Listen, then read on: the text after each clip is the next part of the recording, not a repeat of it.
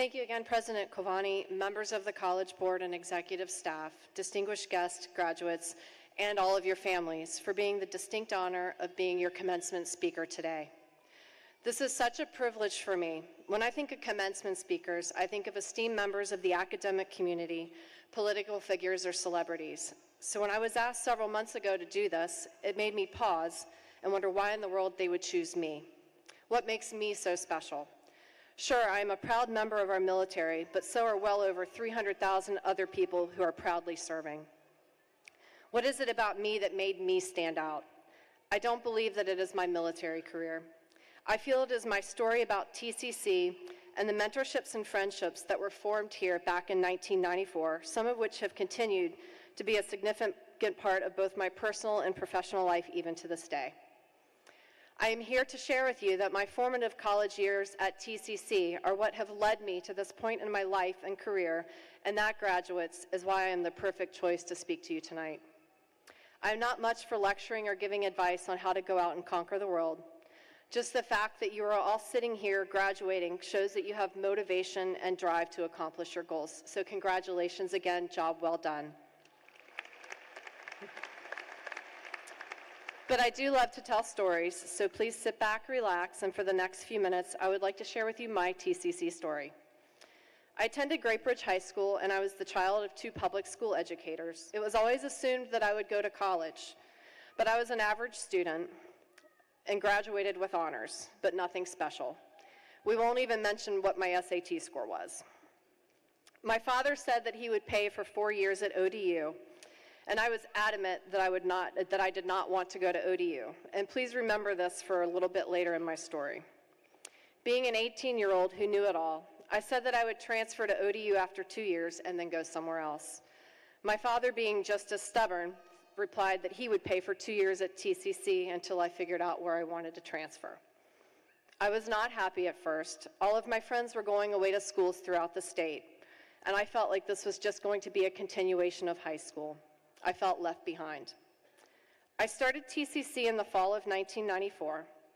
I originally wanted to be a veterinarian and ultimately transferred to Virginia Tech.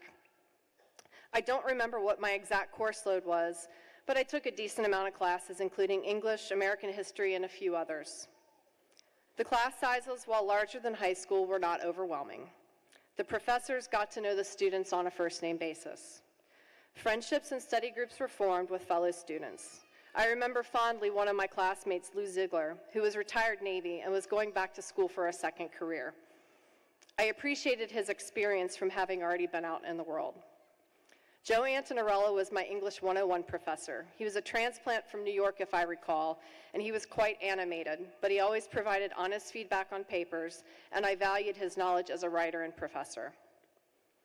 Felice Sachs was a stereotypical bookworm and one of my literature professors.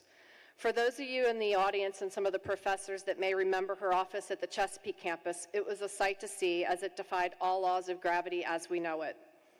Books were literally piled to the ceilings in some places. One wrong move and a pile of books could come tumbling down at any given moment. But she loved literature and she always had time for her students. Probably my most memorable professor was my American history professor. He was always very formal.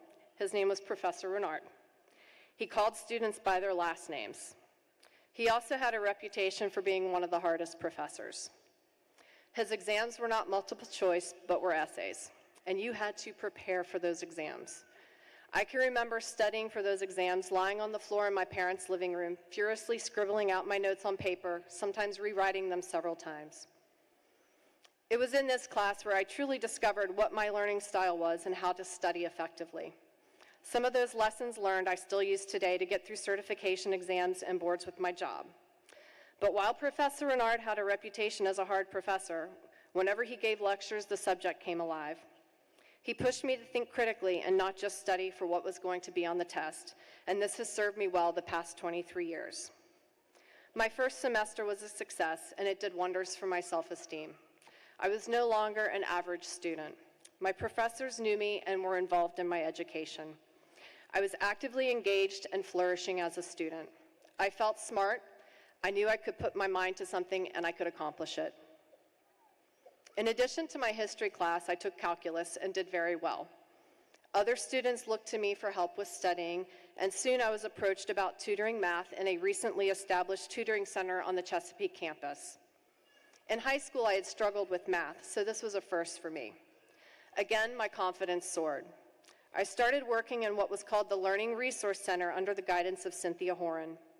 Students could come in and sign up for tutoring sessions with fellow students who worked there. For the first time in my academic life, I felt like I belonged somewhere and had a purpose. The satisfaction of helping other students was beyond rewarding. The mentorship and leadership of my professors those first few years are what have laid the groundwork for my future academic and professional career. I continued to take classes at the Chesapeake campus, but also branched out and took several classes at the Old Portsmouth campus and the Virginia Beach campus. Academically, I continued to be successful. I was also selected as a campus ambassador for the Chesapeake campus from 1996 to 97. In the meantime, I moved out of my parents' home and was living down in Ghent with a classmate I had met through TCC, as well as a classmate from high school, and I fell in love with the Ghent area. As the 1996 academic year was starting, I knew that I had to start preparing for where I would attend college the following fall. Most of my friends who had gone away to your traditional four-year colleges were doing well, and several were at service academies, so I'd heard stories of the different things that they were doing, and it sounded interesting to me. I was intrigued. I had never even considered going into the military in high school. I came from a family full of educators. But the more stories I heard from my friends, the more interested I became. And because of the strong GPA that I had established at TCC, I knew that I had multiple options. I started looking at ROTC scholarship options and applied for and was accepted into the Corps of Cadets at Virginia Tech, which was my dream, right? Here's the funny part. Remember that comment about ODU? Because I had been living down in Ghent and loved the area, I went over to ODU and talked with their ROTC department. I had a great transcript from TCC. I was also an avid runner, competing in local races and even triathlons, so I could easily pass the Navy physical fitness test requirements.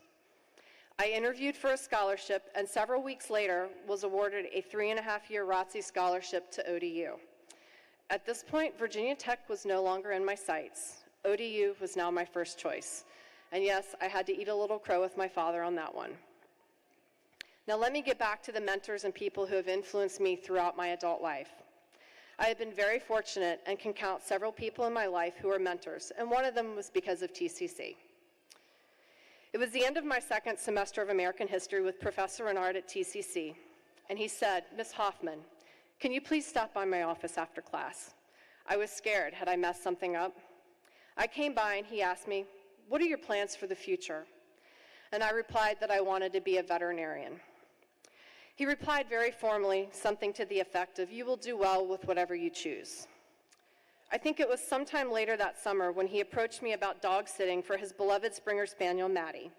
And over the next several years, I was Maddie's au pair whenever he and his wife were out of town. I still continued to call him Professor Renard. As I moved forward with my academic career at ODU, Professor Renard continued to be a mentor when I felt that I was struggling academically.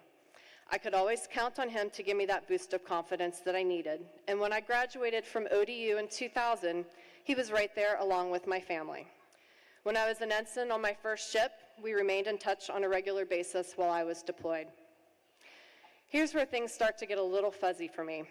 Along the way, we made the awkward transition where I stopped calling him Professor Renard and just Lynn. He jokingly started referring to me as his surrogate daughter. At this point in my life, I cannot remember when he has not been around for significant holidays or birthday parties. When I was pregnant with my daughter in 2008, he was the only choice for the role of godfather, which he takes very seriously. And I love that my daughter has an Uncle Lynn and Aunt Pam who come to her softball games and are an active part of her life.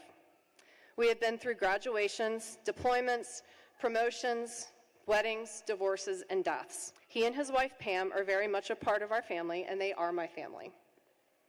This past September, I had to go to Rhode Island for 5 weeks of training before I took my current job as the executive officer of Beachmaster Unit 2.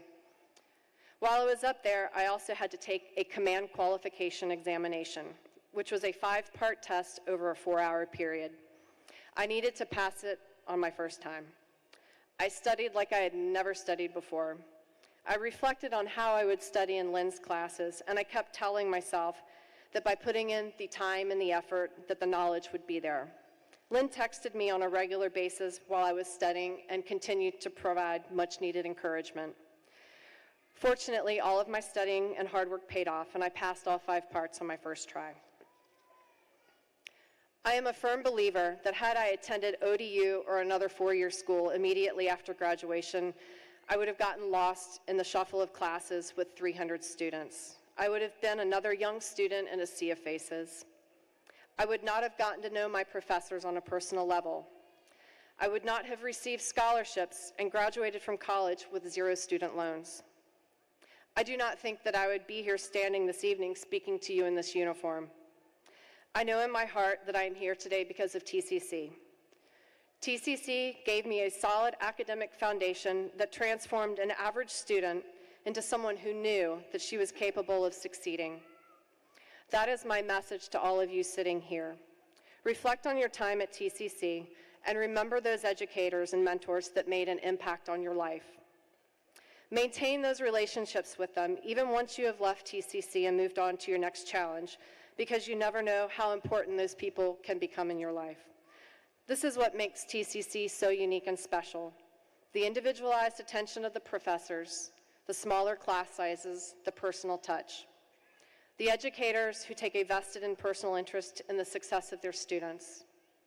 Watching both of my parents, I know that being an educator is not a glamorous job. It is a labor of love. Professors are there to share their knowledge and passion for a subject, inspire conversation and debate among students, and sometimes, if they are lucky, they touch the life of a student.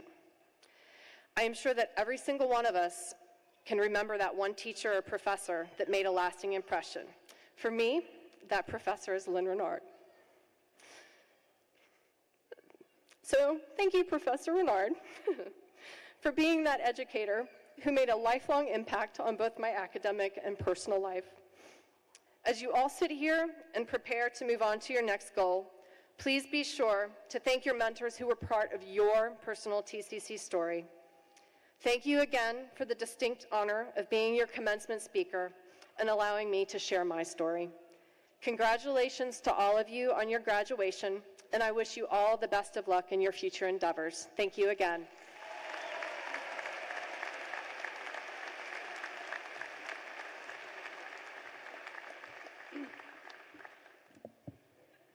Shannon, we have a special presentation for you. We looked at your TCC academic record and found that you were just a few credits shy of our Associate's degree of Science when you transferred to ODU. By virtue of achieving a bachelor's degree at ODU and of your military service, I am pleased to tell you that you actually have fulfilled these final requirements.